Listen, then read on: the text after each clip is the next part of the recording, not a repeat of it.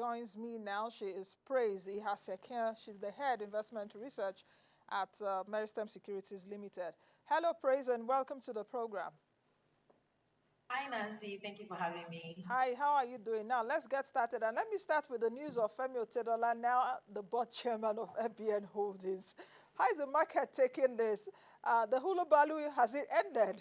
You know what I'm talking about because we've seen series of, tug of war over the past few months. So what do you think? Femi Otedola, now the board chair of FBN Holdings. Well, I mean, looking at Femi Otedola's track record, he has been on the board of several companies. He's been involved in Gerigu Power, and then so when you have somebody like that of that kind of caliber being appointed to the board of a company, it confers confidence on the board and the corporate governance, because corporate governance is one of the things we also look at as analysts, and then also investors should also look at when considering the longevity of a company. And then, I mean, like you said, the market is already reacting. For instance, I mean, while the market is broadly negative today, FBNH has actually been gaining so far since the market opened.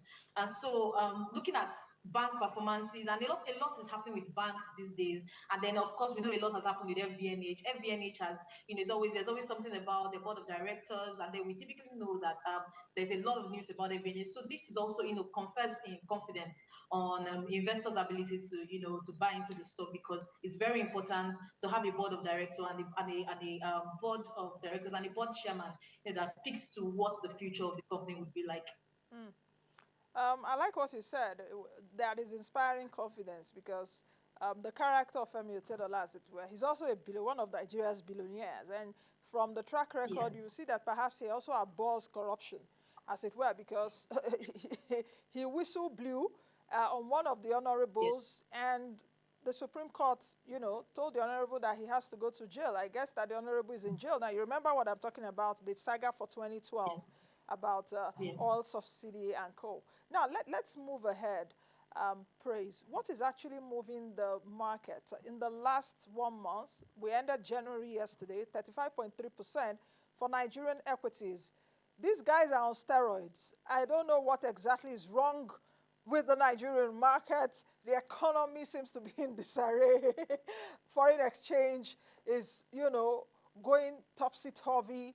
A whole lot of things, but stocks seems to be very resilient. What did they happen? What is happening there? Funny enough, I like the fact that you mentioned the foreign exchange. I was enjoying your conversation with Emmanuel, and how the foreign exchange market is is evolving. The market the NGX has largely been positive since November. We've been seeing that positive run happen in the market. In fact, the truth is it's been positive since the announcement of first subsidy removal. So since then, we've been seeing that positive. I mean, occasional profit taking here and there happen, and then in October we had that bearish sentiment in the market. October last year, but since November up till about last week, we were very positive on market performance. There was, consistent positive performance across board. However, so far this week, for the past few days, and then even for some days last week, there's been a lot of profit taking happening in the market. We've had Dangote Cement rising, Seplat has been increasing, stocks like Boa Cement have been increasing, and these are heavyweight stocks. And so because these stocks have been increasing, they've been kind of masking the profit taking that has been going on the ground on some stocks in the market. But yesterday, 2 days ago, the bloodbath has been very evident. We've been seeing that turn happen in the market slightly. So since November till now, in fact the steroids has been unexplainable.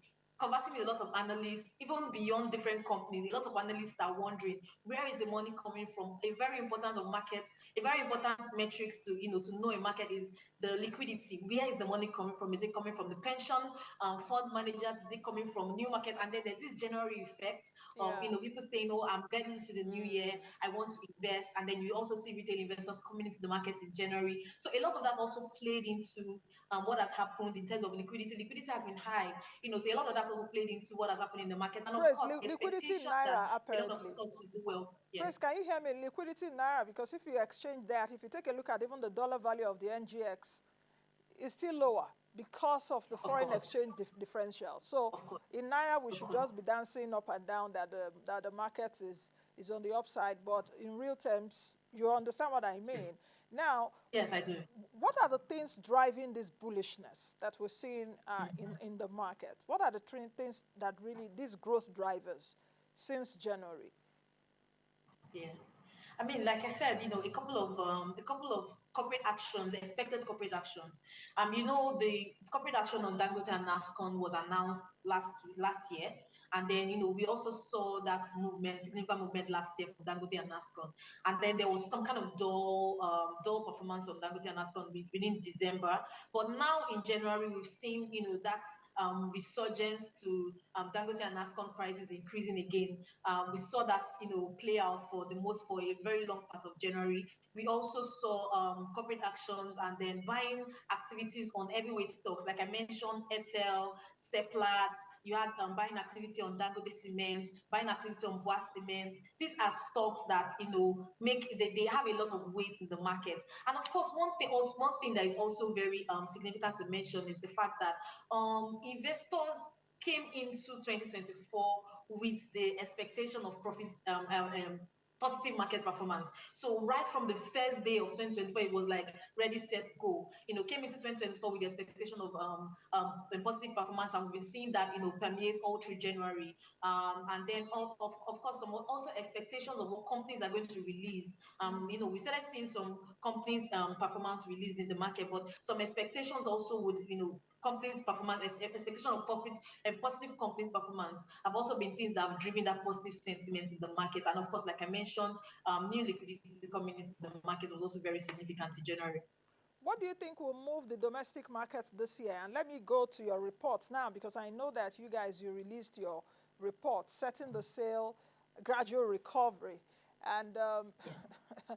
I wonder where we are now. Yesterday, I was speaking with the CEO of the NESG, Dr. Aduloju, and he said we are in the stabilization phase. So I don't know what you guys think about what's happening right now with Nigeria's economy in 2024 and what you see ahead. The second question is, dovetailing from what you talked about, the domestic equities, where do you see us moving this year? So many dynamics are going to be very important for the Nigeria's economy this year. We think that this year is a very pivotal and very important year because a new government came in 2023, and they've been very vocal on a lot of policies, and they've been very vocal on a lot of things that they want to do, and they've been taking action also. And so we feel like we expect that if they continue on the path of being vocal and actually taking action on the right path, we're likely to see an end of year that has a better economic outlook than where we were last year. Of course, not we're not going to get to glory land in 2024 because so many things have to come together to make Nigeria's economy work in 2024. Let's start from insecurity. It is very important for insecurity to be tackled. It is not an option for the government and for the fiscal authority to tackle insecurity in different locations, different regions. It's even going beyond the food producing regions now. It's going to other critical regions of the economy, and this is a very important factor that is bound to affect economic performance. Let's also look at oil production numbers. Oil production numbers they also need to significantly increase. Emmanuel was speaking about the current account position, trade surplus in Nigeria. The oil production volumes are very, very important for what we're going to see play out in these metrics I just mentioned, and of course, how it's going to affect FX in Nigeria. He spoke to some of the policies that that the government is already putting in place and things they need to do. And I tend to agree with his thought process. It's very important for FX to be tackled if we are going to see that significant move from where we were in 2023 to where we are going to be in 2024. It's very important for FX situation to be tackled. But looking at where we are right now in terms of market performance, our expectation actually is that 2024 is also going to be a positive year for Nigeria's equities market compared to 2023. And I mean, just like the way 2023 was, and what we've been seeing since 2020, basically, we've been seeing the market close up on the NGX ASI close up since 2020, and we expect 2024 to be no exception. Some of the things that will affect this year is that we expect more corporate actions to happen this year. Apart from new company releases, we think that more companies will come to list in the market this year. Some of the policies and plans that affected company performance let last me year, halt like the you a fuel bit. subsidy. Praise, if you can hear me, Okay. because I saw it also in your reports where you said there'll be, of course, corporate actions and new listings. And I'm wondering where the Yeah. analysis and insight is coming from in terms of new listings when Yeah. we have some companies shutting down, we have some companies leaving the shores of Yeah. Nigeria because of the foreign Yeah. exchange crisis that we are in. Mm-hmm. So where is that optimism coming from at Meristem that you will see new listings? Are you guys looking at NMPC Limited, for example, listing on the market? Which companies are you looking at specifically? Or which sectors? Let me make it easy for you. Yes. Yeah. Okay. So I was actually going to speak to the sectors. Aha. You mentioned, yeah, I was actually going to speak. So you mentioned that I mean, last year we know that the FX situation was really significant, and we saw GSK leave Nigeria. We saw P&G, decide to also Meaning leave, Liver scaling and then down some its other products and co. major. Yeah. Yes, major consumer goods players leave the market. But then we noticed that the oil and gas sector actually reported good positive numbers last year because of the first subsidy removal and some of the other upstream policies that happened last year. So based on that, we expect the oil and gas sector to actually attract new listings in 2024. Yes, you mentioned the NMPC. We are also considering the listing of Dangote Refinery. The Dangote Refinery is likely to have a dual listing in both in the Nigerian market and also either in London Stock Exchange or any other exchange or foreign stock exchange. This is also going to boost performance and boost foreign investors as participation in Nigeria's market. So that's one other thing that we're also looking at. Even the fact that a lot of companies are right now considering the need to raise money from the equities market beyond debt raising, because right now we know that fixed income yields in the Sena climbs, like Emmanuel he called it safe havens. They're quite high right now. Eurobond yields are high, and then all these instruments they're quite high right now too. It's quite expensive right now to raise money at the foreign market. Even coming into Nigeria's domestic market, it's the rates for to do a commercial paper, to do a bond right now. So companies might, we expect companies to actually favor coming to the equities market to raise money and to raise, to list on the equities market, and also, to basically be able to benefit from the public perception of the company. We also expect, apart from for oil and gas, we expect more the policies going on in the electricity sector. There's a lot of policies. There's a lot of that the government is and querying electricity, and we also expect this to attract more listings into these particular sectors. Now, for consumer goods sector, like you mentioned, last year we saw that significant exits. Even companies that did not exit, they shut down some of their operations. For instance, Guinness shut down and the importation of some products, and so this of course is going to affect. But then we also expect that most of the metrics that impacted performance in 2023, they are likely to wane. The impact is likely to wane in 2024. Companies are likely to adapt better to fuel subsidy removal, and then the FX situation. We expect companies to also adapt better to FX situation in 2024. And given that, due to that, the impact of the negative impact of these policy reforms on India 2024 books is likely to be less.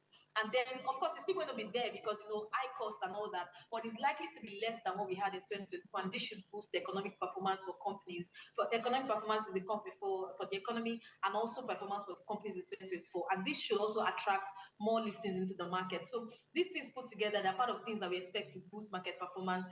We also think that at some point in the year, we're going to see a return of foreign investors.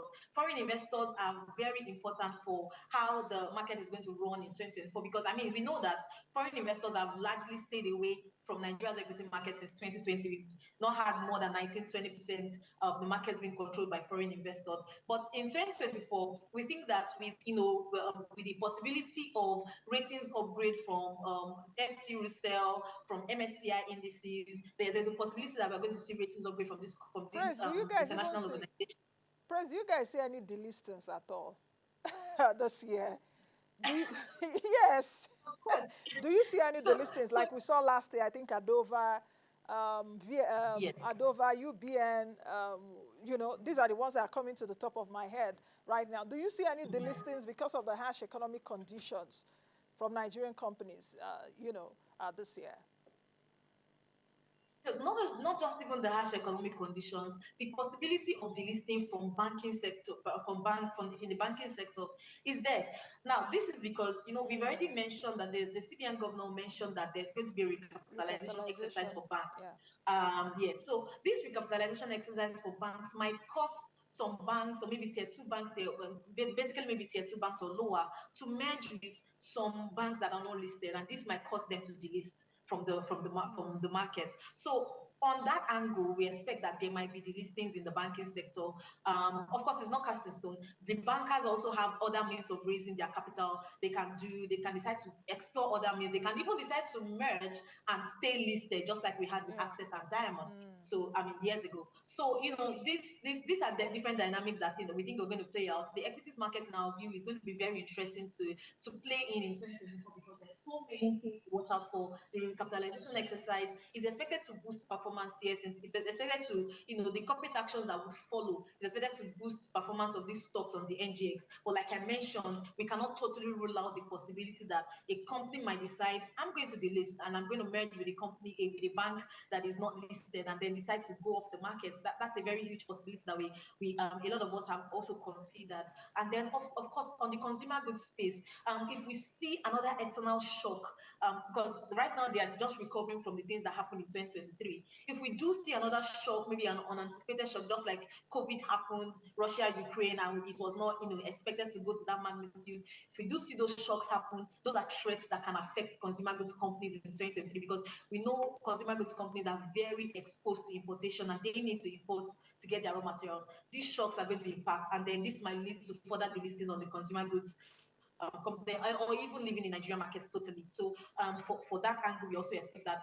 We know that there's some defensive stocks that would always, like Presco, Okomo, these agricultural commodities that would always benefit, and they're always, no matter the economic cycle that you're in, those defensive stocks are going to be okay. So for those kind of stocks, for those agricultural commodities players, we don't expect the listings from them, from that angle. We actually expect them to record better performance in 2024, and which might also boost performance of the sector.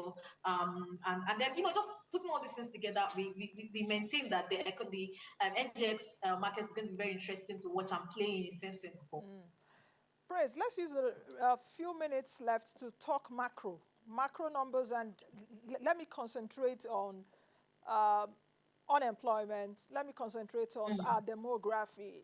Nigeria is a youthful country. What do you see for unemployment? Bearing in mind also that the MBS came up with a very interesting methodology last year. In fact, when I had the Statistician General on the program, he was struggling to explain why the unemployment rate is 4.1%. Now, what am I driving at? With this socio-economic challenge, the hurdles that Nigerians are facing on a daily basis, what do you see for the, for the market, the labor market? What do you guys also see from your report? Of course, I saw your report. What do you see perhaps for this year in terms of unemployment numbers? What do you see also for our population demography? Is it high time that our government takes a stance on our population? I mean, it's quite interesting that you reference the new unemployment numbers. Of course, almost everybody had the same reaction that you had, to say, huh? We are out of here getting 5.3, So if I work for 1 4.1, and hour then in a week, you tell most me that I'm recently employed. 4.2. So the interesting is that the methodology changed. I So understand that. and we took some time to study. Study, Yeah, yeah. we took some time to study this methodology from where it was and what it is now. Before, if you were working for between 1 hour to 19 hours, you were not employed. But now, once you work for 1 hour in a day, according to the new methodology, you are employed. And so we try to work around those numbers to see if we continue with the old methodology using the same metrics that the statisticians release, where are we going to be? And we actually saw that, on reviewing that, we actually saw that our employment number was going to be, of course, in double digits. We are going about 29%, 30%. Looking if we continue with the methodology of 1 to 19 hours being unemployed. But then a lot of companies, the unemployment statistics in Nigeria is very important for us, because this also impacts what companies are going to do, and if companies are going to continue to, labor numbers are going to continue to increase. If we continue to see this hardship, inflation is significantly rising. The FX markets, you and Emmanuel talked about the FX market extensively. Continue to see these challenges permeate.